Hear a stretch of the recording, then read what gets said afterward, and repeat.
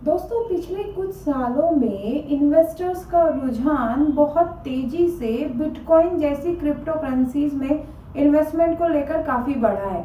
Investor अपने portfolio में इसे शामिल कर रहे हैं। आमतौर पर ज़्यादातर निवेशक क्रिप्टो में निवेश को गोल्ड में निवेश की तरह लेते हैं। कुछ मामलों में समानताओं और निवेश के लगभग समान वजह के चलते गोल्ड और क्रिप्टो को एक समान कहा जा रहा है, लेकिन इन दोनों ही ऑप्शंस के मतलब बिल्कुल अलग अलग हैं। गोल्ड और क्रिप्टो दोनों की सीमित आपूर्ति और फिएट करेंसीज यानी कि केंद्रीय बैंकों द्वारा जारी की जाने वाली मुद्राओं के ऑप्शंस के तौर पर इनकी रोल्स के चलते इन्हें एक जैसा माना जा रहा है। हालांकि दोनों की टेंडेंसी बिल्कुल अलग है। आज हम इसी बारे में बात करेंगे और जानेंगे कि क्या गोल्ड और बिटकॉइन दोनों में इन्वेस्टमेंट एक जैसा है, गोल्ड में और बिटकॉइन में दोनों में क्या क्या डिफरेंसेस हैं, कौन से ऑप्शन हो सकता है आपके लिए बेहतर इन्वेस्टमेंट ऑप्शन। तो चलिए शुरू करते हैं। नमस्कार दोस्तों, मैं विदिशा चौधरी व्यापार मंच में आपका स्वागत करती हूँ। अगर आप हमारे चैनल पर नए हैं तो सबसे पहले हमारे चैनल को सब्सक्राइब कर दीजिए और साथ ही प्रेस कर दीजिए इस बेल आइकन को भी, जिससे हमारी लेटेस्ट वीडियोस की सारी नोटिफिकेशंस आपको मिलती रहे। दोस्तों, बिटकॉइन में मिलने वाले बम्पर रिटर्न को देखते हुए ट्रेडिंग कम्युनिटी ने बिटकॉइन को डिजिटल गोल्ड कहना शुरू कर दिया है। पर क्या सच में बिटकॉइन डिजिटल गोल्ड है? आइए सबसे पहले जानते हैं गोल्ड और बिटकॉइन का कंपैरिजन, दोनों में क्या क्या डिफरेंसेस हैं। दोस्तों, 2016 के बाद से ही खनन के जरिए दुनिया भर में गोल्ड स्टॉक्स सालाना 1.7% की दर से बढ़ रहा है और पिछले 20 वर्षों में करीब यही ट्रेंड बना हुआ है।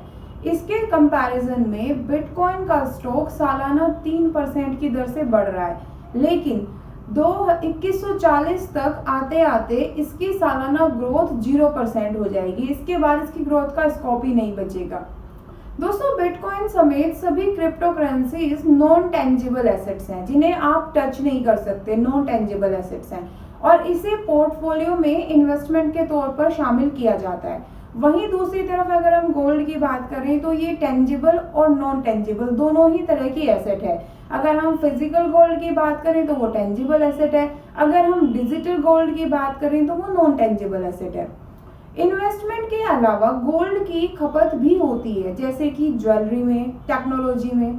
10 साल के एवरेज डेटा के हिसाब से सालाना गोल्ड की जो डिमांड है उसमें से 34% ज्वेलरी में, 7% टेक्नोलॉजी में और 17% केंद्रीय बैंकों की है और बाकी का जो 42% है वो इन्वेस्टमेंट का है। दोस्तों, गोल्ड का इस्तेमाल कंप्यूटर्स, मोबाइल फोन्स के साथ साथ ऐसी टेक्निक में भी होता है जिनके यूज से क्रिप्टो करेंसीज का खनन किया जाता है। दोस्तों, गोल्ड ओनरशिप में बहुत ज़्यादा डाइवर्सिटी है बिटकॉइन के मुकाबले। दुनिया भर में गोल्ड की माइनिंग होती है और सबसे ज़्यादा चीन, रूस, ऑस्ट्रेलिया, अमेरिका और कनाडा में इसकी माइनिंग होती है। हालांकि सालाना उत्पादन की बात करें तो यूरोप महाद्वीप में 10% से कम गोल्ड प्रोडक्ट होता है, वहीं शेष महाद्वीप में 10% से ज़्यादा और 25% से कम गोल्ड उत्पादित होता है। गोल्ड उत्पादन के साथ साथ इसकी ओनरशिप में भी डाइवर्सिटी है। दुनिया में सबसे ज्यादा गोल्ड यूएस ट्रेजरी के पास है, लेकिन दुनिया भर में मौजूद गोल्ड स्टॉक्स का सिर्फ 4% ही उसके पास है। 50% गोल्ड तो ज्वेलरी के रूप में अवेलेबल है और 21% गोल्ड बार, कॉइन और गोल्ड ईटीएफ के तौर पर इंडिविजुअल्स व इंस्टीट्यूशनल इन्वेस्टर्स के पास है। इसके कंपैरिजन में अगर हम बिटकॉइन की बात करें तो 5 बड़ी माइनिंग कंपनी जो है वो चीन की हैं और उसके पास इस नेटवर्क के 49.9% पर कंट्रोल है। इसके अलावा बिटकॉइन होल्डिंग की बात करें तो महज 2% लोगों के पास अवेलेबल बिटकॉइन का 95% है। तो आप खुद ही देख लीजिए, बिटकॉइन जो है उससे बहुत कम लोग जो है वो उसको कंट्रोल कर रहे हैं, जबकि गोल्ड जो है उसकी ओनरशिप बहुत ज़्यादा डाइवर्सिफाई है। वहीं अगर हम वोलेटिलिटी की बात करें तो गोल्ड के मुकाबले बिटकॉइन 4 गुना से भी ज़्यादा वोलेटाइल है। पिछले साल 2020 में बिटकॉइन ने करीब 4 गुना रिटर्न दिया और पिछले 2 सालों में इसने निवेशकों को करीब 9 गुना का रिटर्न दिया है। हालांकि इससे निवेश पर बहुत जबरदस्त रिस्क है। पिछले 2 साल की बात करें तो S&P 500 की तुलना में ये 3 गुना ज़्यादा वॉलेटाइल है, और गोल्ड के कंपैरिजन की बात करें तो गोल्ड के कंपैरिजन में ये 4 गुना ज़्यादा वॉलेटाइल है।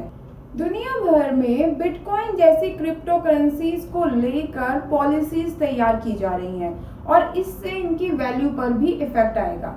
बिटकॉइन जैसी प्राइवेट क्रिप्टो करेंसीज पर भारत में रोक भी लग सकती है। भारत में अभी क्रिप्टो करेंसीज को लेकर कोई निर्धारित गाइडलाइंस नहीं है।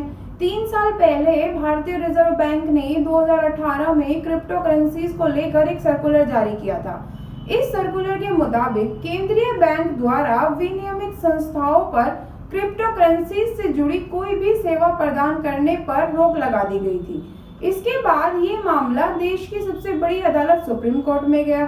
सुप्रीम कोर्ट ने पिछले साल मार्च 2020 में RBI द्वारा क्रिप्टो करेंसीज पर लगाई गई रोक को खारिज कर दिया गया था।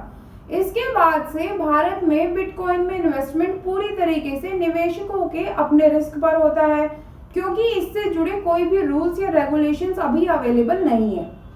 तो दोस्तों, ये तो था कंपैरिजन। अब बात आती है कि एक इन्वेस्टमेंट ऑप्शन के तौर पर गोल्ड और बिटकॉइन में से कौन सा बेहतर ऑप्शन है। लेकिन मेरे हिसाब से तो अब कंपैरिजन देखने के बाद आप ये सोच रहे होंगे कि बिटकॉइन में इन्वेस्ट करना चाहिए कि नहीं करना चाहिए। दोस्तों, गोल्ड की बात करें तो गोल्ड बिटकॉइन से बहुत ज़्यादा सेफ इन्वेस्टमेंट है, लेकिन बिटकॉइन ने रिटर्न इतना बेहतरीन दिया है, इसीलिए इसे पूरी तरीके से इग्नोर नहीं किया जा सकता।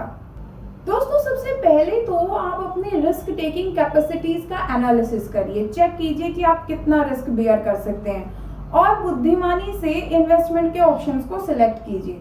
बिटकॉइन एक बहुत ही बड़ा रिस्क भरा इन्वेस्टमेंट ऑप्शन है, और अपने निवेश का एक बहुत बड़ा हिस्सा बिटकॉइन में डालना अक्लमंदी तो बिल्कुल भी नहीं है। बिटकॉइन की कीमतें बहुत ज़्यादा वॉलेटाइल रही है, बहुत अस्थिरता है। बिटकॉइन इन्वेस्टमेंट का एक ऑप्शनल सोर्स है, लेकिन ये पूरी तरीके से रेगुलेटेड मार्केट नहीं है। वेस्टर्न दुनिया की बात करें तो वेस्टर्न वर्ल्ड में इसका इन्वेस्टमेंट शुरू हो चुका है, लेकिन भारत ने बिटकॉइन के इन्वेस्टमेंट को लीगल नहीं किया गया है। ऐसे में इन्वेस्टर्स को बिटकॉइन में तब तक तो निवेश नहीं करना चाहिए जब तक कि ये लीगली रूप से वैलिडेट ना हो जाए।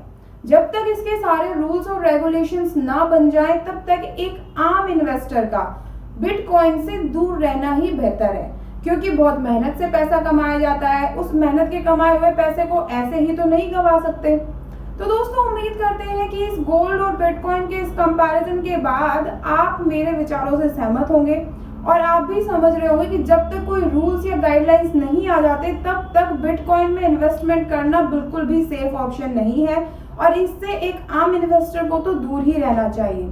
और इसके साथ साथ ये भी उम्मीद करती हूँ कि आपको हमारी वीडियो अच्छी लगी होगी, तो इस वीडियो को ज़्यादा से ज़्यादा लाइक कर दीजिए, अपने दोस्तों के साथ भी शेयर कर दीजिए।